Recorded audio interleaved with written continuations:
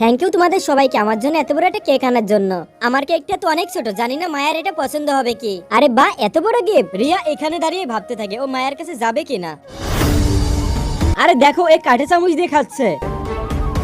বন্ধুরা, আমি তোমাদের সবার জন্য উপহার এনেছি। থ্যাংক ইউ মায়া। আরে হ্যাঁ, আমিও কিছু এনেছি তোমাদের জন্য।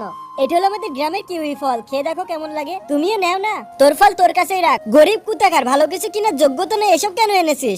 জানি না আমার চাকরিটা হবে কিনা। আরে এটা তো মায়া। আপনার বাবা আপনার ব্যাপারে সবকিছু আমাদের বলে দিয়েছে। শোনো, ম্যামের জন্য খাবার ব্যবস্থা করো। আরে না স্যার, এসবের কোনো দরকার না, আমি তো শুধুমাত্র আপনার সাথে কথা বলতে এসেছি। সত্যি বলতে মায়াকে যেমন দেখা যায় তার থেকেও হাজার গুণ ভালো। রিয়া, তুমি এখানে কেন দাঁড়িয়ে আছো? আর তোমার পিছনে ওটা কি? আরে ওয়াও, এটা তো হাতে বানানো কেক, এটা আমার অনেক ফেভারিট। ওর যেমন ভাবে ইচ্ছে তেমন ভাবে খাবে, তাতে তোমার কি? অন্যকে যোগ্যতার কথা বলো, এটা নিয়ে আরো তোমার যোগ্যতা নাই। রিয়া, এটা খেতে অনেক সুস্বাদু, কালকে আমার জন্য আরো আনবে। আমার একটা বন্ধু আছে, ওর নাম রিয়া। ও যদি আপনাদের কোম্পানিতে আসে তাহলে ও চাকরি দিয়ে দিবেন। সত্যি বলতে মায়ের মতন বন্ধু পাওয়া ভাগ্যের বিষয়। তোমার কি এরকম বন্ধু আছে? কমেন্টে অবশ্যই জানিও। আর সাবস্ক্রাইব করতে ভুলবা না। আমাদের চ্যানেলে 1 মিলিয়ন সাবস্ক্রাইবার হতে আর অল্প কিছু সাবস্ক্রাইবার লাগে, তোমরা অবশ্যই সাবস্ক্রাইব করে দিও সবাই।